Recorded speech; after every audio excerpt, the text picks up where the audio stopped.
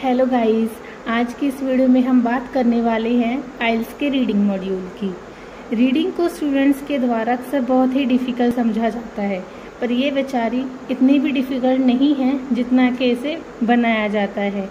अब स्टूडेंट्स की कुछ कमियों की वजह से रीडिंग थोड़ी सी डिफ़िकल्ट हो जाती है, पर असल में ये सच्चाई नहीं है। तो सबसे पहले बात करते हैं उन कमियों की। आई नो इससे हमारी वीडियो थोड़ी लेंथी हो जाएगी, पर अगर जब तक आपको पता नहीं चलेगा कि आपकी कमियां कहाँ पे हैं, तब तक आप इम्प्रूव भी नहीं कर सकते। तो सबसे पहले हम बात करते हैं हमारी मेंटालिटी की। मतलब हमारी ये सोच है कि रीडिंग डिफ़िकल्ट है। तो अगर आप अपने मन में इस बात को बिठा लेंगे ना कि डिफ़िकल्ट है, तो ये सच्ची में डिफ़िकल्ट हो जाएगी, क्योंकि इससे हमारे माइंड को नेगेटिव वाइब्स मिलती हैं, जिसकी वजह से ये डिफ़िकल्ट लगती है। दूसरी बात है इंटरेस्ट की। आप इंटरेस्ट नहीं लेते, और जबकि जो फिल ब्लैंक्स होती हैं वो कई स्टूडेंट्स को आसान लगती हैं, क्योंकि वो उसमें इंटरेस्ट लेते हैं, जिस वजह से उन्हें वो आसान लगती हैं। अगर आप बाकी सब रीडिंग में भी वही करें तो ये सच्ची में आसान हो जाएगी। और हमारी तीसरी बात है प्रैक्टिस। प्रैक्टिस सभी करते हैं, पर प्रैक्टिस करने का तरीका सही नहीं होगा, क्योंकि आपने कई स्टूडेंट्स को देखा होगा, कई 3 महीने में ही अपनी अच्छे बैंड रिक्वायरमेंट को पूरा कर लेते हैं, कई 6 महीने लगा देते हैं, और कई स्टूडेंट्स को तो साल भी लग जाता है। अब आप सोच रहे होंगे कि ये तो साल की प्रैक्टिस हो ही गई, पर तरीका सही नहीं है। अगर आप 1 साल में अच्छे से प्रैक्टिस करो तो वही स्टूडेंट्स कितनी अच्छी स्कोरिंग कर सकते हैं। प्रैक्टिस की कमी है, पर सही प्रैक्टिस की। अब प्रैक्टिस कैसे करना है? जब आपको रीडिंग दी जाती है क्लासरूम में, तो जो आपको वर्ड्स नहीं आते उन्हें आप अच्छे से समझिए कि वर्ड्स को अंडरलाइन कीजिए। अगर आपको नहीं पता लग रहा तो उन्हें अंडरलाइन कीजिए। उसके बाद उन्हें घर आके देखिए कि उनकी मीनिंग क्या है, और उसके बाद सिर्फ एक वर्ड को ही नहीं, पूरे एक सेंटेंस को ट्रांसलेट कीजिए। और सबसे बड़ी प्रॉब्लम है ट्रांसलेट की। क्या होता है कि मान लीजिए एक सेंटेंस लिखा है ये, अब स्टूडेंट्स क्या करते हैं, एक बार पढ़ा चलो हो गया, ऐसा नहीं करना है। एक बार उसे पढ़ो, फिर उसे दूसरी बार पढ़ो, क्योंकि जब तक हमें वो अच्छे से समझ नहीं आ रहा हम मिस्टेक करेंगे ही करेंगे। तो अच्छा है कि 2 से 3 बार पढ़ो स्टार्टिंग में। बाद को तो आदत पड़ी जाएगी, जैसे नया नया ज्वाइन किया है आपने एकेडमी को, इंस्टीट्यूट को, तो आप पहले अच्छे से स्टार्टिंग में 2-3 बार सेंटेंस को पढ़िए, तभी आपकी पकड़ उस पर अच्छे से बनेगी, तभी आपको सेंटेंस एक बार पढ़े से अच्छे से समझ में आएगा। स्टार्टिंग में आपको 2 से 3 बार पढ़ना ही पढ़ना है। और फिर इससे अगली बात है कि आप जो सेंटेंस है उसे अच्छे से ट्रांसलेट करना सीखिए। आइए अपने फ़ोन पे देखिए, गूगल ट्रांसलेट पे उसे ट्रांसलेट करके देखिए कि ये सेंटेंस है, इसका पंजाबी में या फिर हिंदी में सेंटेंस कैसे होगा। तो कमी है सबसे पहली ट्रांसलेट की। ट्रांसलेट करना अगर आपको आ गया तो आपकी 50% प्रॉब्लम सॉल्व हो जाएगी। तो आज हम बात करते हैं हेडिंग्स की। इस रीडिंग को मैंने ऑनेस्टली एक बार किया है, और तभी मैंने सोचा कि मैं इसकी एक वीडियो बनाती हूँ, क्योंकि मुझे बहुत अच्छे से ये समझ आई। तो मैं आपको समझाती हूँ कि असल में इसे सॉल्व करना कैसे है। तो सबसे पहले हमें सारी की सारी हेडिंग्स को एक बार अच्छे से पढ़ना है। जैसे कि मैं आपको पढ़ के दिखाती हूँ। सबसे पहली है complaints about the impact of a certain approach. ठीक है, अब आपको कुछ मेन कीवर्ड्स को अंडरलाइन करना है, जैसे कि कंप्लेंट्स, इम्पैक्ट, किस चीज़ का, सर्टेन अप्रोच। ठीक है। Second, fundamental beliefs that are in fact incorrect. कुछ बिलीव्स, फंडामेंटल बिलीव्स यानी कि बेसिक हमारे जो बिलीव्स होते हैं वो जो असल में हैं ही नहीं, वो गलत हैं। Fundamental beliefs incorrect. ठीक है। अब साथ के साथ ना इसके सिनोनिम्स को भी आप चाहे लिख लीजिए, चाहे आप अपने माइंड में ही सेट कर लीजिए। जैसे कि फंडामेंटल का हो गया बेसिक, तो साइड पे लिख लो, वो अच्छा रहेगा। ठीक है। और इनकरेक्ट का हो गया रॉन्ग, ऐसे ही ऊपर कंप्लेंट्स का प्रॉब्लम्स। और आगे है early recommendations concerning business activities. Early means हमारे पास्ट की कुछ भी, जिसमें कोई डेट्स भी मेंशन हो सकती हैं, जैसे कि 20s, 90s, something like that. और आगे है ऑर्गेनाइजेशंस। ध्यान से पढ़ना है, ऑर्गेनाइजेशन नहीं है, ऑर्गेनाइजेशंस है। ठीक है। ऑर्गेनाइजेशंस ये नाउन है, ये वैसे का वैसे ही मिलेगा। Organisations that put a new approach into practice. आगे है companies that have suffered from changing their approach. कुछ कंपनीज जो कि सफ़र कर चुकी हैं, सफ़र का तो पता ही होगा ना, जैसे कि सहन कर चुकी हैं, बर्दाश्त कर चुकी हैं किस चीज़ से, कि जो उनके अप्रोच हैं वो चेंज हो गए हैं। चेंजिंग का अल्टरिंग भी हो सकता है, अप्रोच का वे भी हो सकता है, method. What people are increasing expected to do. अब जैसे ये सेंटेंस है, इसे एक बार पढ़ा, ये समझ में नहीं आएगा एक बार पढ़े से, अब दूसरी बार पढ़ते हैं। What people are increasingly expected to do, इसका मतलब हुआ लोगों से क्या करने की उम्मीद की जा रही है, लोगों से क्या करने की उम्मीद की जा रही है। अब आप ये ना सोचना कि वहाँ पे पता नहीं कौन से लोग होंगे।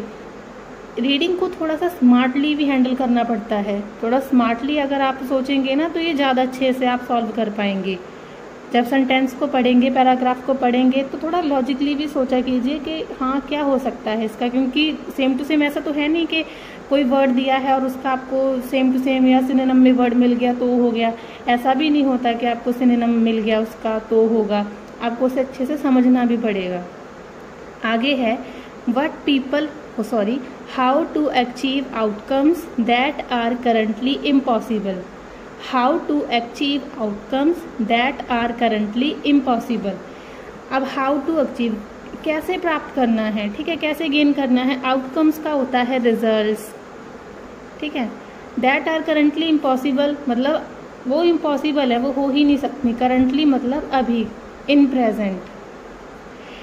आगे है neither approach guarantees continuous improvement. Neither approach guarantees continuous improvement मतलब कोई भी अप्रोच लगातार इम्प्रूवमेंट की गारंटी नहीं लेता, ठीक है। नीदर अप्रोच, अब नीदर का ना एक ध्यान देना है, जो नीदर है ना, नीदर का जो हमारा सेंटेंस बनता है वो भी नॉट और नॉर से बनता है, ठीक है। नीदर, नॉट और सॉरी और। आगे है evidence that a certain approach can have more disadvantages than advantages. ये तो आपको पता ही चल गया होगा, इसे हम अपने राइटिंग टास्क 2 में भी करते हैं, ठीक है। हाँ, एविडेंस का सिनोनिम क्या हो सकता है, प्रूफ। हाँ, यहाँ पे एक बात का ध्यान रखना है कि जो एविडेंस है ना, जरूर नहीं है कि जहाँ पे प्रूफ लिखा है वही आपका आंसर होगा। आपने सिचुएशन को भी समझना है, सेंटेंसेस को अच्छे से ट्रांसलेट करना है अपनी मदर टंग में, तब आपको पता चलेगा। एविडेंस कोई सिचुएशन भी हो सकती है, मतलब कोई स्टोरी भी हो सकती है जिससे पता चले हाँ कि ऐसा ऐसा कोई प्रूफ मिला था। जरूरी नहीं है कि वहाँ प्रूफ ही लिखा होगा, ठीक है। अब हम सॉल्व करते हैं। पहले हम बात करते हैं अपने सेक्शन ए की। हाँ, तो मैंने कहा था कि कुछ वर्ड्स को हमने जो डिफ़िकल्ट लगते हैं उन्हें लिखना है। तो भाई मैं भी इतनी परफेक्ट हूँ नहीं, असल में कोई भी नहीं परफेक्ट होता। आपको जो पढ़ाने वाला मेंटोर है उसे भी सारी इन्फॉर्मेशन नहीं होती, तो कुछ का आप ऐसे लिख लीजिएगी। जैसे कि मैंने यहाँ पे लिखा है ना, जो मुझे डिफ़िकल्ट लगे वैसे ही आपको भी लिख लेने हैं। फिर उसके बाद अब बात करते हैं सेक्शन ए की, इसे पढ़ते हैं। Organization is big business, whether it is of our lives, all those in boxes and calendars of how companies are structured. A multi-billion-dollar industry helps to meet this need. We have more strategies for time management, project management and self-organization वगैरह वगैरह वगैरह वगैरह, ठीक है। फिर आपने क्या करना है, अब थोड़ा सा नहीं समझ में आ रहा कि जो हमने अपने पैराग्राफ्स में पढ़ा था, यहाँ पे पढ़ा था, वैसा कुछ है ही नहीं यहाँ पे, तो आपने थोड़ा सा उसे छोड़ देना है, फिर उसके बाद अपने आगे को पढ़ना है। अब यहाँ से पढ़ते हैं। This rhetoric has also crept into the thinking of business leaders and entrepreneurs, much to delight of self-proclaimed perfectionists with the need to get everything right. The number of business schools and graduates have massively increased over the past 50 years, essentially teaching people how to organize well. एकदम से पढ़ दिया, नहीं समझ आया। अब इसका answer जो है यहाँ पे है, ठीक है। The number of business schools and graduates have massively increased over the past 50 years, essentially teaching people how to organize well. How to organize well. तो यही तो है, हमने पढ़ा था ना, मतलब बिल्कुल एग्जैक्ट वैसा नहीं लिखा इन्होंने, थोड़ा सा उसे घुमा फिरा के लिखा है। हमने पढ़ा था अपने 6th पैराग्राफ में यहाँ पे, what people are increasingly expected to do, के लोगों से क्या करने की उम्मीद की जा रही है। तो यहाँ पे इन्होंने लिखा है कि essentially teaching people how to organise well. ठीक है, हो गया ना ये। अब नेक्स्ट है सेक्शन बी। सेक्शन बी के बारे में बात करते हैं। आयरॉनिकली, आयरॉनिकली का मतलब होता है जब हम किसी को ताने मार के या कुछ अलग से तरीके से कह देते हैं, ये वैसा है। ठीक है। However, पर the number of businesses that has fail also steadily increased, जो बिजनेसेस फेल हुए हैं वो भी यानी कि बड़े हैं, आगे तेजी से इंक्रीज्ड हुए हैं। Work related stress has increased, work related stress जो होता है वो भी बढ़ा है। A large proportion of workers from all demographics claim to be dissatisfied with the way their work is structured and the way they are managed. तो इन्होंने साफ साफ यहाँ पे कहा है कि जो वर्क के रिगार्डिंग जो स्ट्रेस होता है वो भी बड़ा है, और जो एक लार्ज प्रोपोर्शन है वर्कर्स का सभी जगह से, मतलब पूरे वर्ल्ड में से क्लेम करता है कि वो उनके काम करने का जो स्ट्रक्चर है और जो जिस तरीके से मैनेज किया हुआ है वो उससे डिससेटिस्फाई है। तो डिससेटिस्फाई, ठीक है, तो ये एक प्रॉब्लम हो गई, प्रॉब्लम हो गई। ठीक है, तो बिल्कुल ये सिनोनिम उसका डायरेक्ट नहीं है, बट कुछ ना कुछ तो हमें समझ आ ही रहा है ना इससे। तो आगे देखते हैं, यहाँ पे इसे छोड़ दीजिए क्योंकि हमें यहीं से पता चल गया। देखो, complaints about the impact of a certain approach. Certain approach क्या हुआ यहाँ पे, मतलब आपको थोड़ा सा अपना दिमाग लगाना है कि सर्टेन अप्रोच क्या हुआ। सर्टेन अप्रोच हुआ कि जिस तरीके से उन्होंने स्ट्रक्चर किया हुआ है, way their work is structure और the way they are managed, ये तो उनके अप्रोच हो गए। ठीक है, और इम्पैक्ट उसका क्या है, इम्पैक्ट उसका ये पड़ा कि जो वर्क रिलेटेड स्ट्रेस है वो बढ़ गया है, डिससेटिस्फाई है इन सभी चीज़ों से। कंप्लेंट्स डिससेटिस्फाई मतलब एक प्रॉब्लम ही है कि ये कंप्लेंट ही है उनकी। तो आपको थोड़ा सा ऐसे लॉजिकली भी थोड़ा सोचना है। तो इससे ये पता चल गया हमें कि हाँ ये कंप्लेंट्स हैं किसी सर्टेन अप्रोच की। ठीक है, इससे हमारा आंसर हो गया फर्स्ट। हम लिख भी लेते हैं यहाँ पे, पहले का हमारा था 6, इसका है फर्स्ट। नेक्स्ट है section C. This has been a problem for a while now, या फिर किसी का नेम लिखा हुआ है। मैं भी इतनी ज़्यादा एक्सपर्ट तो हूँ नहीं, बड़ा अजीब सा नेम है। जो वी है Frederick Taylor was one of the forefathers of scientific management. मतलब जो ये टेलर था, ये मतलब एक फोर फादर, मतलब जो बहुत एक्सपर्ट हो किसी चीज़ में। किस चीज़ का था वो, साइंटिफिक मैनेजमेंट का फोर फादर था। Writing in the first half of the 20th century. अब थोड़ा सा दिमाग में घंटी बजी कि हाँ कुछ था ऐसा कुछ, जहाँ पे अर्ली वगैरह पढ़ा था ना हमने। He designed a number of principles to improve the efficiency of the work process। मतलब उसने कुछ ऐसा कुछ डिज़ाइन किया था, मतलब कुछ लिखा था जिसमें उसने इम्प्रूव किया था efficiency of the work process, के जो हमारा काम है उसे मतलब काफ़ी ज़्यादा तेज़ी से और एफिशिएंटली कैसे किया जाए। Which have since become wide spread in modern companies, जो कि तभी से काफ़ी ज़्यादा वाइड स्प्रेड मतलब फैल गया। कहाँ पे, मॉडर्न कंपनीज में। अब मॉडर्न का तो आपको पता ही चल गया ना। So the approach has been around for a while. ठीक है, तो अब पढ़ते हैं ऐसे वहाँ पे कैसे हो सकता है। पहला तो हमने पढ़ लिया, हो नहीं सकता। Fundamental beliefs that are in fact incorrect, ये अभी हमने पढ़ा ही नहीं है, इसके बारे में कोई नहीं बात की गई।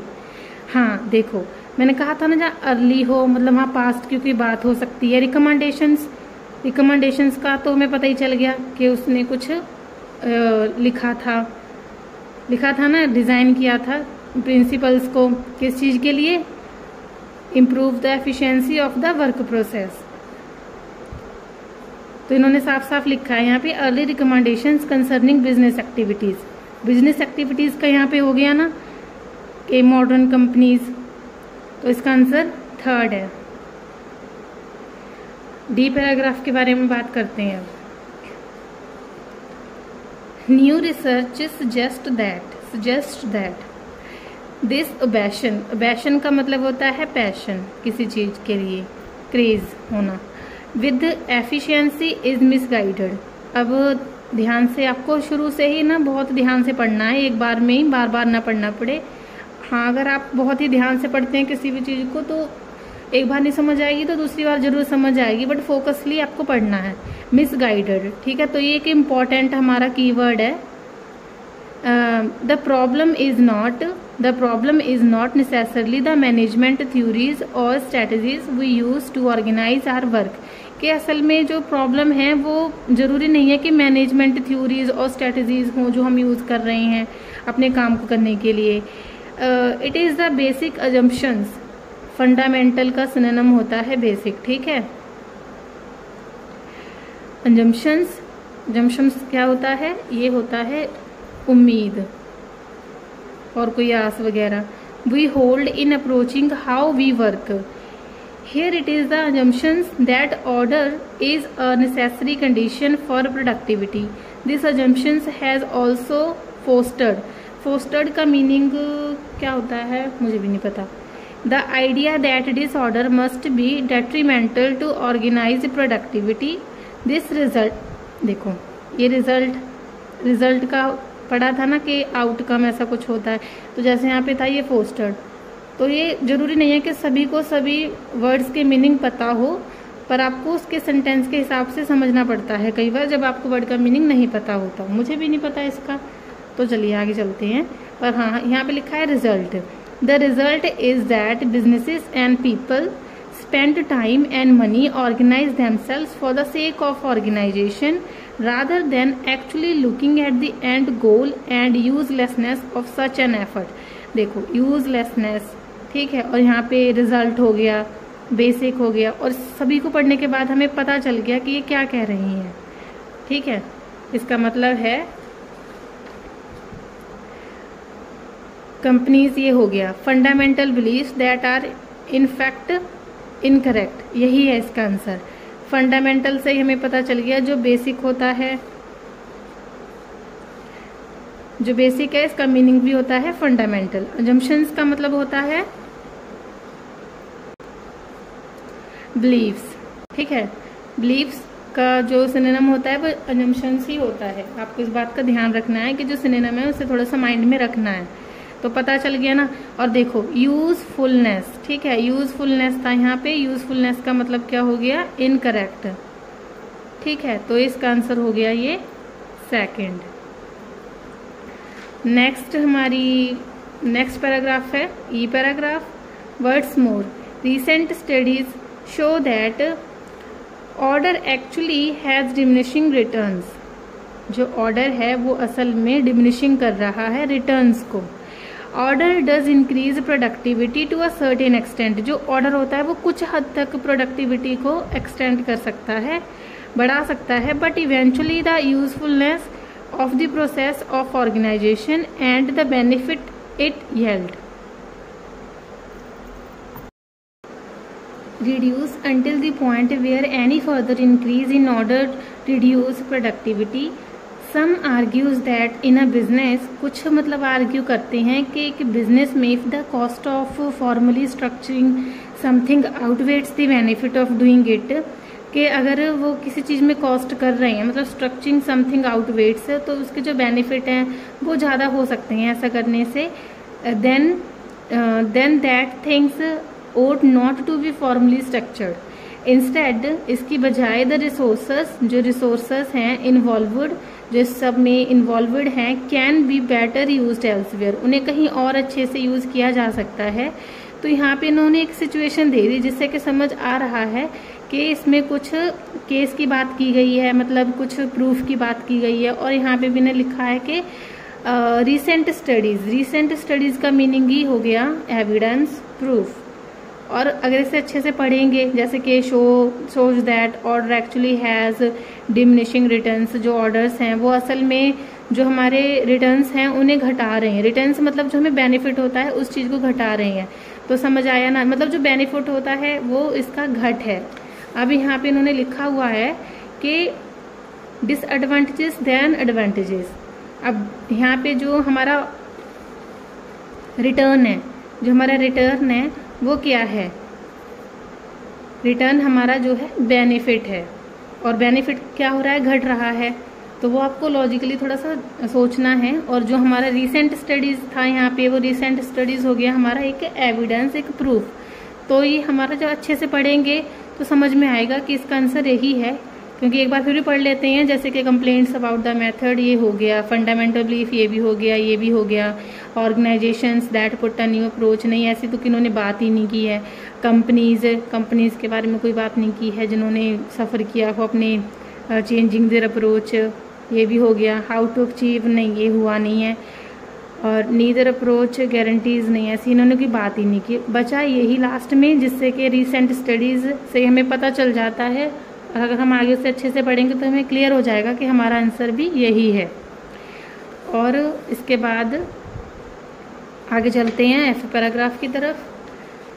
इनफैक्ट, असल में research shows that when innovating, जब हम कुछ, इनोवेटिंग का मतलब होता है कुछ खोज करना, कुछ नया करना। The best approach is to create an environment, सबसे अच्छा जो अप्रोच होता है वो एक एनवायरनमेंट क्रिएट करना होता है, डिवॉइड ऑफ स्ट्रक्चर्स का, and hierarchy, and enable everyone involved to engage as one organic group, मतलब सभी को एक ऑर्गेनिक ग्रुप में इंगेज करना। ठीक है, तो इन्होंने यहाँ पे इस सब में एक ये बात की हुई है, एक मेथड है, ये एक मेथड है, एक वे बताया हुआ है इन्होंने। इससे ये पता चला, इसे पढ़ने के बाद आगे, these environmental can lead to new solutions, ये जो हैं न्यू सॉल्यूशंस को लीड कर रहे हैं। That under conventionally structured, conventionally का मतलब होता है बहुत पुराना, ठीक है, मीन्स जो थोड़ा सा पुराना हो, structure and routines, structure environments filled with the bottlenecks in terms of information flow, power structures, rules and routines। चलो यहाँ पे ख़त्म हो गया। फिर उन्होंने फैक्ट के बाद एक बात लिखी हुई है, वुड नेवर बी रीच्ड, जो कभी पूरे नहीं हो सकते, would never be reached. New solutions का हो गया हमारा, जो अभी प्रेजेंट के सोल्यूशन है, ठीक है, ये प्रेजेंट के सोल्यूशन हो गए। वुड नेवर बी रीच्ड मतलब जो इम्पॉसिबल है, ठीक है, ये इम्पॉसिबल का हो गया। न्यू सोल्यूशन मीन्स जो प्रेजेंट की उन्होंने बात की गई है। कन्वेंशनली स्ट्रक्चर्ड मतलब जो बहुत पुराने तरीके होते हैं। तो इससे थोड़ा सा समझ में आ गया कि हाँ एक तरीका है, इन्होंने बताया है। कुछ न्यू सोल्यूशंस के बारे में बात की गई है, पर वो अंडर कन्वेंशनली मेथड्स के जरिए उन्हें यूज़ करते हैं। तो और लास्ट में उन्होंने कहा हुआ है कि वुड नेवर बी रीच्ड, जो कभी है ना हो ही नहीं सकते, वहाँ तक वो पहुँच ही नहीं सकते।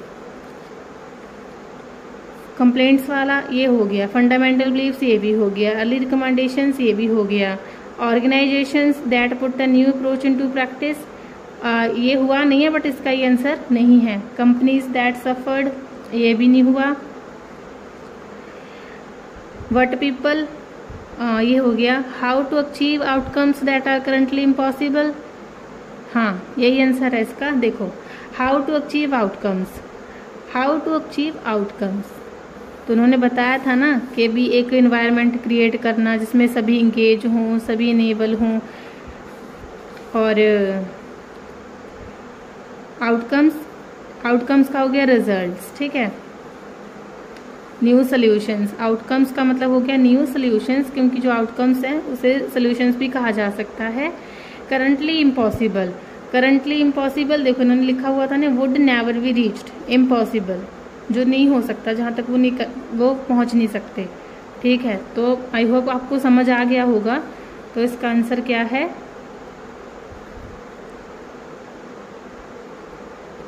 आगे जी पैराग्राफ। एक तो ना मतलब आपको सारा पैराग्राफ ही पढ़ना है, जहाँ से नहीं समझ में आ रहा कि ऐसा कुछ दिया हुआ ही नहीं है तो फिर आपको वहाँ से छोड़ देना है, पर आप सारा पैराग्राफ ही पढ़ें, थोड़ा अपनी स्पीड को फास्ट करें तो अच्छा रहेगा। वरना हमारी कुछ लाइंस की वजह से हम गलत आंसर लगा देते हैं, तो हमें उसका बहुत ज़्यादा नेगेटिव असर पड़ता है हमारे बैंड स्कोर पर। तो अब जी पैराग्राफ की बात करते हैं। In recent times, recent times का हमें पता चल गया कि हाँ ये प्रेजेंट की बात कर रहे हैं। कंपनीज, ठीक है, have slowly started to embrace this organisation. ये जो एम्ब्रेस है ना, इसका मीनिंग होता है इंक्रीज करना, इंक्रीज करना, ठीक है। Many of them embrace it in terms of perception, idea disorder वगैरह वगैरह वगैरह। तो पता लग गया कि हाँ इसमें ऐसा कुछ है ही नहीं। फॉर एग्जाम्पल, एक एग्जाम्पल दी हुई है ऑटिकॉन। ऑटिकॉन ठीक है, एक किसी चीज़ का नाम दिया हुआ है, a large Danish manufacture of hearing aids, कि हाँ ये एक जो है मैन्युफैक्चर है किस चीज़ का, हियरिंग एड्स का, वो जो भी होता होगा।